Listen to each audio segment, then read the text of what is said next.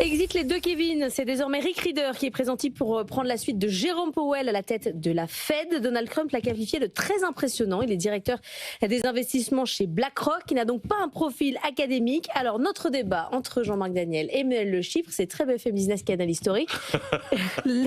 Est-ce qu'il faut être économiste pour diriger la Fed? Alors c'est intéressant la remarque de Donald Trump parce qu'il dit en fait Rick Rieder, il est juste diplômé d'une école de commerce.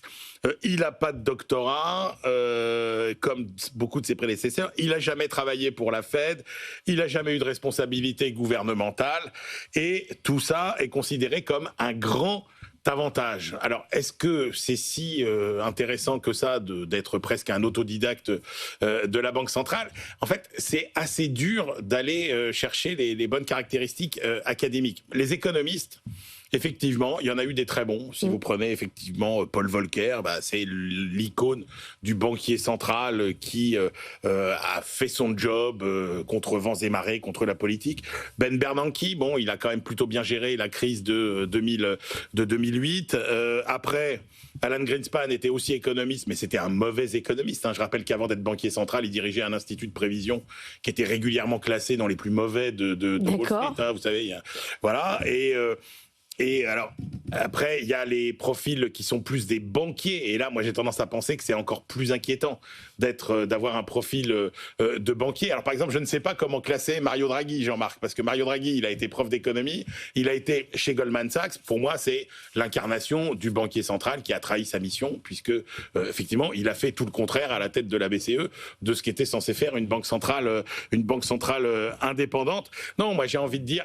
Il a juste sauvé l'euro, mais c'est pas grave. Il a sauvé l'euro. Bon, bref, c'est pas notre débat. Mais moi, je veux bien qu'il ait sauvé l'euro, mais encore une fois, il n'a pas fait. Mais donc, vous signez quoi? Rick Rieder, vous signez? Oui, moi, je signe parce que effectivement, ce qui compte, pour finir, c'est pas, et puis pour les marchés financiers, pareil. Ce qui compte, c'est pas que vous soyez économiste, que vous veniez des marchés financiers. Ce qui compte, c'est qu'une fois que vous êtes à la Fed, vous ne pensiez plus comme un économiste quand vous êtes économiste, que vous ne pensiez plus comme un gars de Wall Street quand vous venez de Wall Street. Jean-Marc. Oui, il y a déjà une question préalable, c'est qu'est-ce que c'est qu'un économiste? Parce que dans la liste que vient d'établir Emmanuel, Paul Volcker n'était pas économiste au sens académique du terme. Il était haut fonctionnaire, il avait des diplômes d'économie. Alan Greenspan n'était pas économiste au sens académique du terme, il n'avait pas de PhD. Pour un Américain, c'était un autodidacte d'économie. Vous prenez effectivement à la tête des gens qui ont été... les gens qui ont été à la tête des banques centrales en Europe, vous avez tout un débat qui a eu lieu lorsqu'on a nommé M. Villeroy de à la tête de la Banque de France, ou un certain nombre d'économistes pour le coup. Qui était un banquier. Il n'y a pas un économiste à la tête de la Banque de France. Donc les économistes à l'époque, il y a eu une pétition signée par un certain nombre d'économistes au sens académique du terme en disant il ne faut pas le nommer pour deux raisons, parce qu'il faut quand même que la Banque de France cesse de se tourner systématiquement vers la haute fonction publique. Tous les gens qui ont été à la tête de la Banque de France depuis la création, depuis le début du 19e siècle, étaient soit inspecteurs des finances, soit quelques conseillers à la Cour des comptes, mais c'était jamais des gens qui avaient doctorat d'économie. C'était tous les gens qui étaient issus de la haute fonction publique. Comme dans les banques un peu à l'époque. Comme dans les banques. D'ailleurs, effectivement, vous prenez en plus vous prenez la structure de la formation intellectuelle.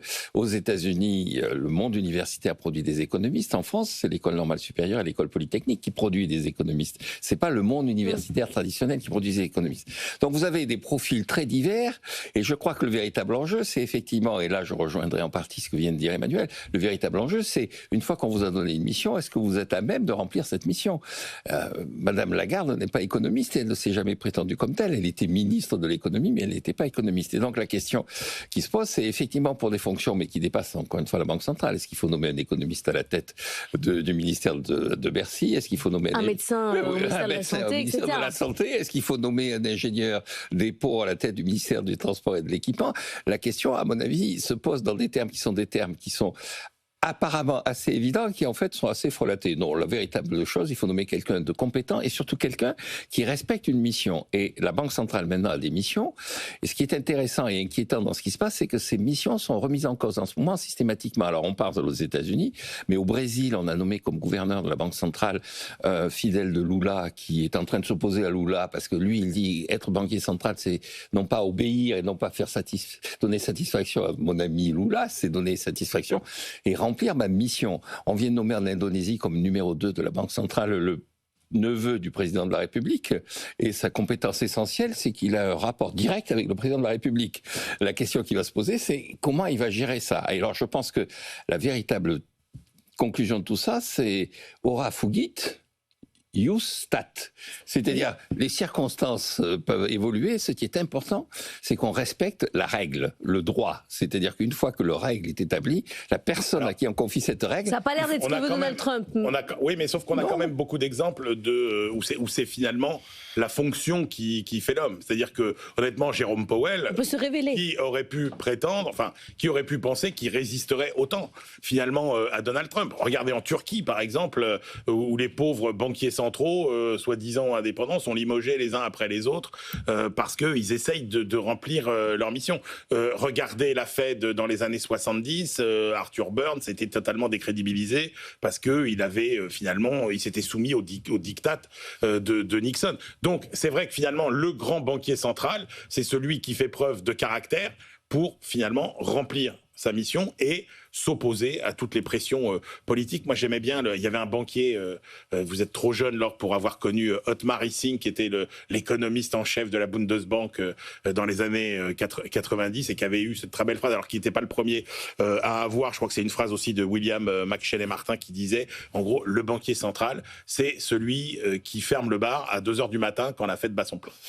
Voilà. Donc, qui a le courage? Pour des raisons de sécurité. Est-ce que Rick Rieder aura le courage? Mais je ne crois pas qu'il soit nommé pour ça, parce qu'il est nommé parce que justement, il va baisser les taux comme Donald Trump le demande. Après, ce que les économistes peuvent avoir, alors je ne vais pas être très long là-dessus, c'est ce qu'on appelle le complexe de Becket. Becket, c'était l'ami du roi d'Angleterre, Henri II, qui le nomme archevêque de Canterbury, parce qu'il est totalement agacé par l'archevêque de Canterbury, donc il obtient du pape qu'on renvoie l'archevêque et qu'on nomme son copain. Son copain, c'est Thomas Becket. Et Thomas Becket lui dit, écoute, quand je serai archevêque de Canterbury, je ferai la même chose que mon prédécesseur. Et Henri II lui dit, mais pas du tout, tu es mon ami, donc tu vas faire ce que je te demande. Et ça s'est terminé par le fait que Henri II a fait assassiner Thomas Becket, parce que Thomas Becket faisait son métier. Un peu comme Jérôme Powell. Hein, comme Jérôme Powell, comme le gouverneur de la Banque du Brésil. Donc vous dites oui, Jean-Marc, sur Rick Rieder? Oui, je dis oui, si. Pourquoi pas si. Pas de nom a priori. Voilà, si c'est Thomas Becket, c'est-à-dire s'il dit, écoutez, je suis, si je remplis ma mission, si je respecte les règles. Mais si c'est Arthur Burns, non. Non, exactement. Allez, merci à tous les deux, on se retrouve demain.